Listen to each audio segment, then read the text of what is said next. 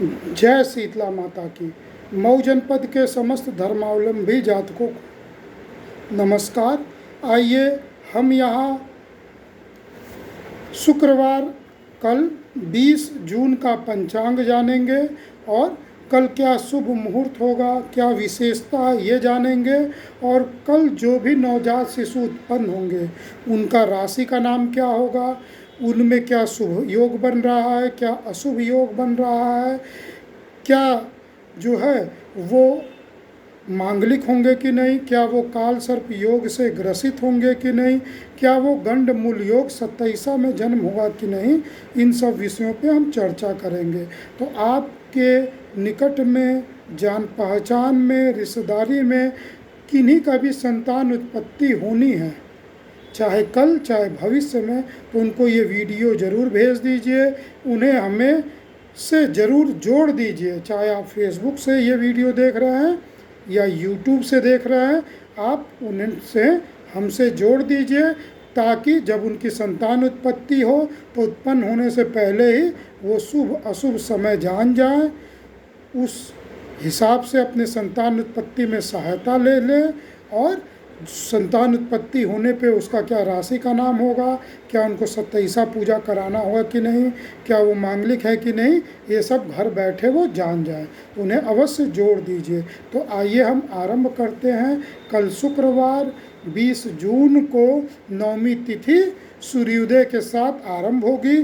कल सूर्योदय 5:10 पे होगा और 6:02 तक नवमी तिथि रहेगी। तदुपरांत दसवीं तिथि लग जाएगी।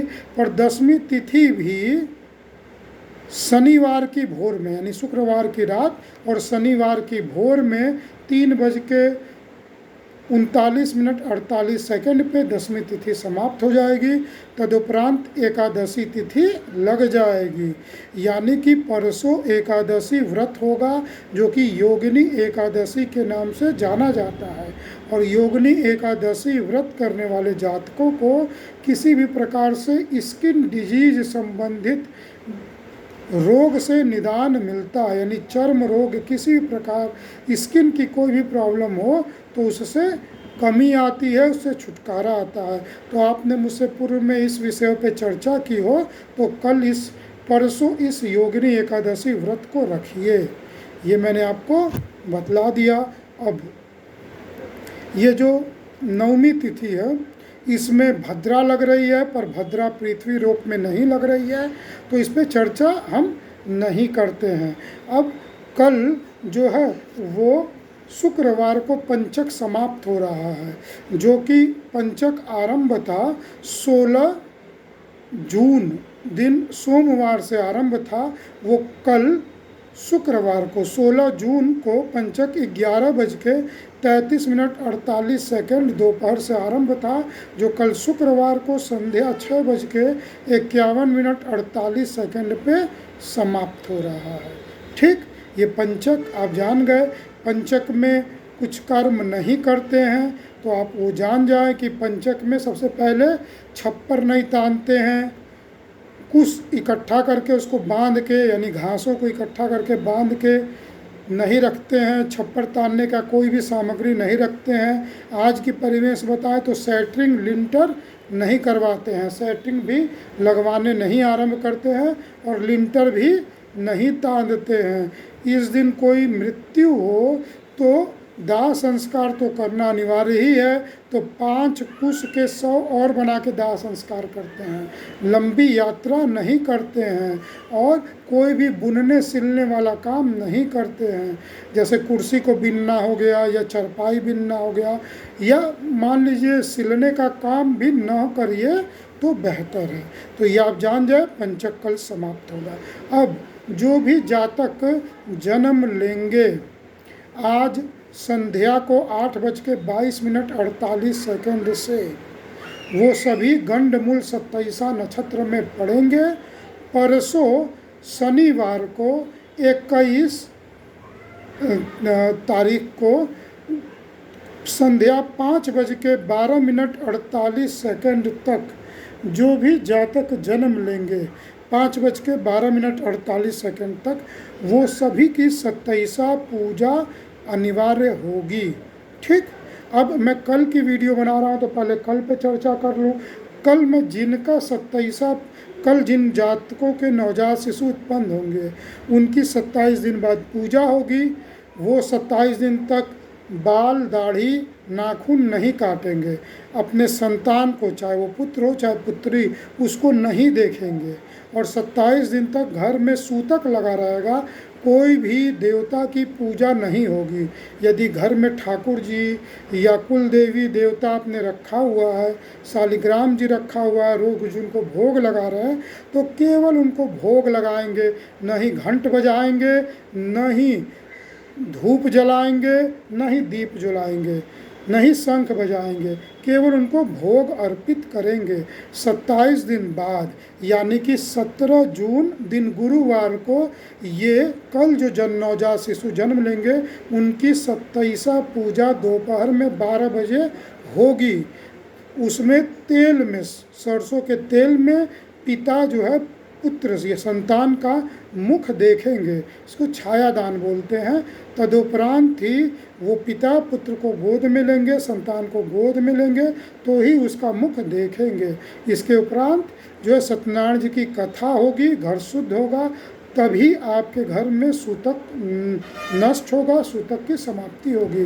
तदुपरांत आप पूजा करेंगे, सामान्य पूजा करेंगे। तो ये मैंने सूतक पे और यह मैंने 27वां पे पूरी आपको जानकारी दे दी। अब कल जो है वो सूर्योदय 5:10:48 पे होगा। वह सूर्योदय 6:44:48 पे होगा।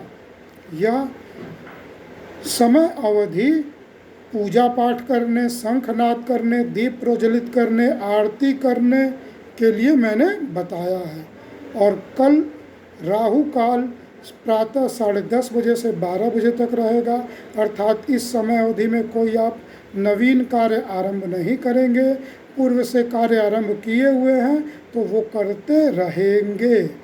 ठीक, पश्चिम दिशा की कल दिशाशूल है, अर्थात पश्चिम दिशा की कोई ऐसी यात्रा नहीं करेंगे जिसमें आप संध्या तक घर वापस लौट के न आ सकें। कल रेवती नक्षत्र रहेगा जो कि मैंने बता ही दिया है, संध्या 6:51:48 तक रहेगा। तदुपरांत अश्विनी नक्षत्र लग जाएगा। रेवती नक्षत्र भी गंडमूल नक्षत्र है, अश्विनी नक्षत्र भी गंडमूल नक्षत्र है। दोनों में जातक जो उत्पन्न होंगे उनकी 27वां पूजा करानी होगी। तो आइए रेवती नक्षत्र के अब हम गुण धर्म जान जाते हैं। रेवती नक्षत्र जो है वो जेंटलमैन का नक्षत्र है। हालांकि जातक कुछ झनकी होते हैं, परंतु ये मोक्ष और आत्मज्ञान से परिपूर्ण कर देने वाला नक्षत्र है, सात्विक नक्षत्र है। जातक जेंटलमैन रहता है, ईमानदार रहता है, हालांकि झनकता है, गुस्सा भी करता है, पर ईमानदार रहता है, धार्मिक मनोवृत्ति के रहते हैं और बहुत ही गहनता से चीज़ों का अध्ययन करते हैं। हंसमुख, मिलनसार, भावुक, अच्छे स्वभाव के, आध्यात्मिक मनोवृत्ति के, जीवन में आगे बढ़ते रहने वाले, और यह संतुलित नक्षत्र है। जातक संतुलित व्यवहार का, संतुलित जीवन जीता है। यानी बहुत दौड़ भाग, अन्यथा परेशान होना, किसी को परेशान करना, स्वार्थी होना, ये सब सामान्यतः नहीं होता है। और विशेष जो है अनुवांशिक लक्षण हो या कुंडली में ग्रह स्थिति हो तभी ऐसा होता है। चलो अब आइए इसके प्रथम चरण पहले रेवती नक्षत्र जो है उसका स्वामी बुध ग्रह है, तो बुध के गुण। रेवती नक्षत्र मीन राशि में पड़ने वाला नक्षत्र है, तो मीन राशि का स्वामी गुरु ग्रह है। यह जो है वो जल तत्वीय नक्षत्र है, द्विस्वभावी नक्षत्र है, और जो है वो स्त्रीलिंगी नक्षत्र है। तो इनके गुण जातक पे पड़ेंगे। यह नक्षत्र रेवती नक्षत्र भी स्त्री संज्ञक नक्षत्र है, तो जातक स्वयं में बड़े फैसले लेने में राय बात ज़्यादा लेंगे, पराधीन रहेंगे, दूसरों के अधीन रह के काम करना इनको भाएगा, ये सुरक्षा महसूस करेंगे। इस नक्षत्र में स्त्रियां यदि हो जाए तो वो अद्भुत स्वभाव की होती हैं, भावुक होते हैं, और पुरुष हो जाए तो उनको पुरुषार्थ में कमी आती है। अब प्रथम चरण जो है वह आज गुरुवार की रात्रि 8:22:48 से आरंभ होगा। वह 2:03 तक रहेंगे। प्रथम चरण में राशि का नाम द परे की मात्रा दे अक्षर से रहेगा और ये मीन नवांश में, गुरु की मीन नवांश में पड़ेगा। तो गुरु की राशि भी है और गुरु का नवांश भी है, तो ये काफ़ी शुभ होगा। जातक में गुरु के गुण, यदि गुरु शुभ अवस्था में बैठा है तो बढ़ जाएगा। जातक देखने से ही बहुत ही विद्वान प्रदर्शित होंगे, बहुत ही सूझबूझ के साथ बोलने वाले होंगे, बहुत ही अच्छे जो है व्यवहार के होंगे, ईश्वर प्रेमी होंगे, ईश्वर भक्त होंगे, धार्मिक आचरण करने वाले रहेंगे। बुध का गुण वाक्पटु होंगे, भावनाओं को पहले ही जान जाएंगे, ये व्यापार उत्तम कर पाएंगे और बहुत ही अच्छे से अपनी बात कहीं भी रखने में सक्षम होंगे। ये बुध का गुण था। गुरु का गुण मैंने पूर्व में बता दिया। तो जातक खुशमिजाज व सदैव प्रसन्न रहने वाले स्वभाव के होंगे। ये प्रथम चरण के गुण हैं। अब द्वितीय चरण रात्रि 2:04 से आरंभ होगा, जो कल की प्रातः 7:37:18 तक रहेगा। यह द्वितीय चरण में राशि का नाम द परो की मात्रा 2 अक्षर से रहेगा और यह द्वितीय चरण जो है वह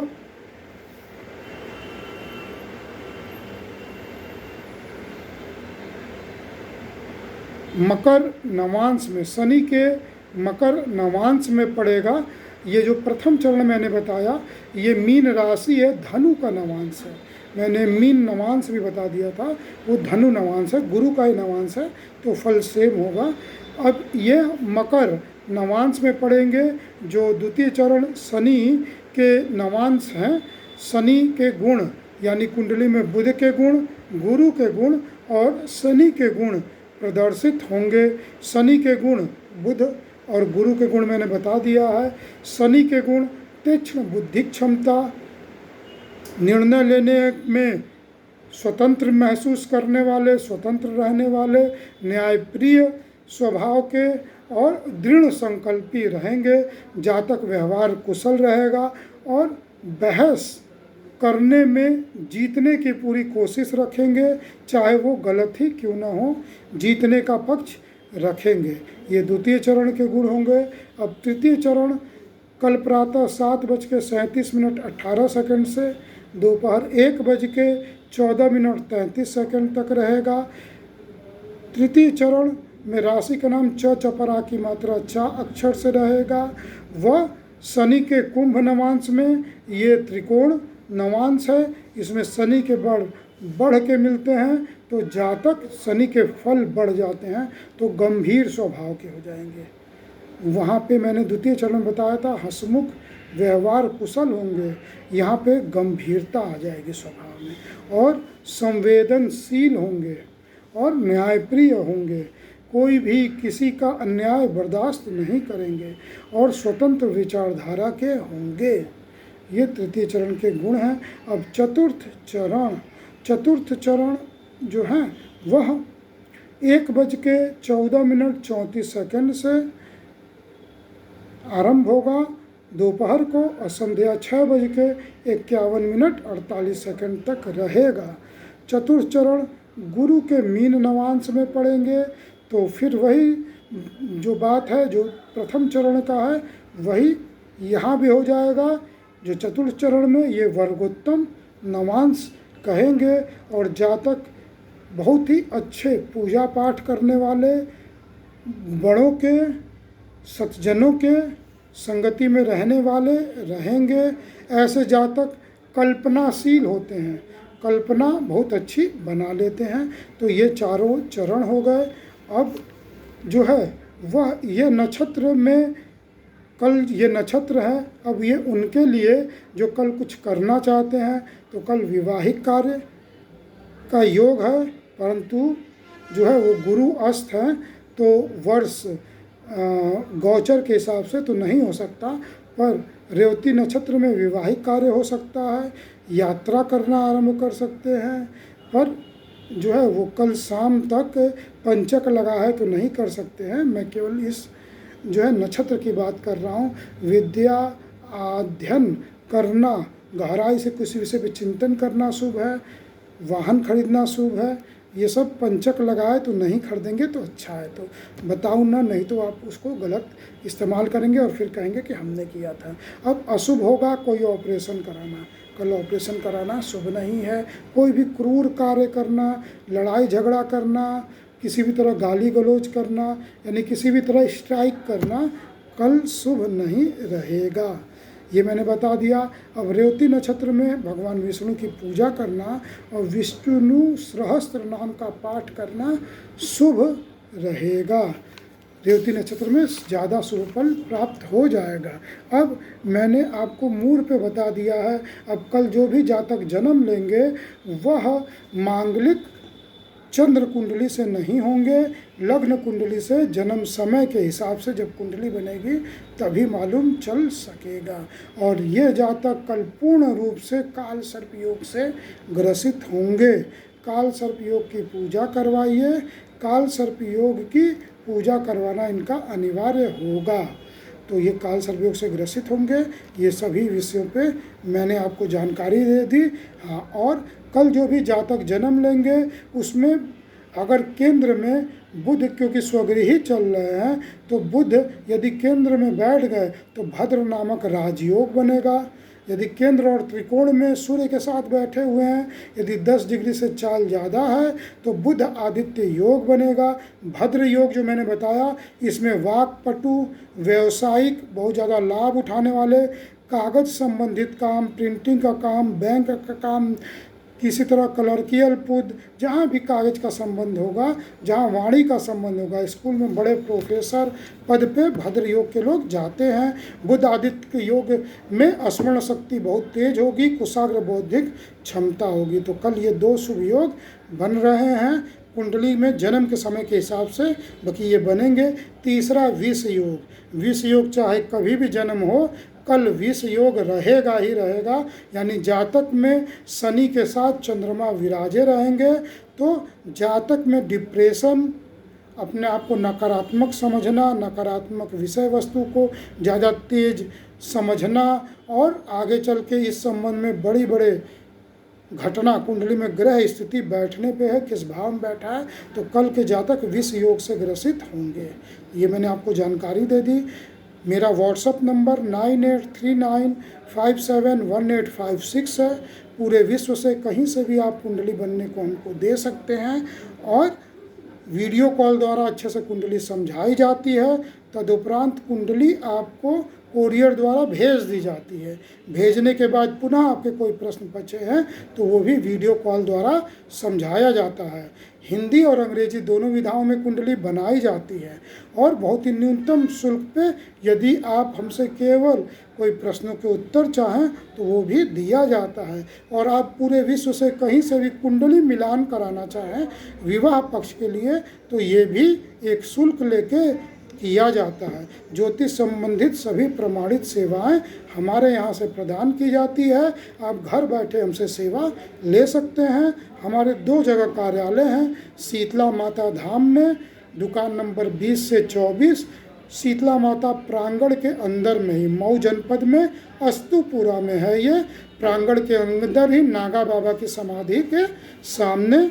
वहाँ हम प्रातः 8 से 10 मिलते हैं, और दोपहर जो है वो 2 बजे से और 7:30 बजे तक शहादतपुरा बैंक ऑफ इंडिया के सामने अली बिल्डिंग के बगल में हम यहाँ पे आपसे मिलते हैं। आप यदि हमको मिल के परामर्श लेना चाहें तो फ़ोन पे नंबर अपना लगा के जो समय दिया जाए उस समय पे आप आइए, हम आपकी पूरी समझा के कुंडली आपको देते हैं और आपको लिखवा के भी देते हैं। तो आप इसका लाभ उठाइए।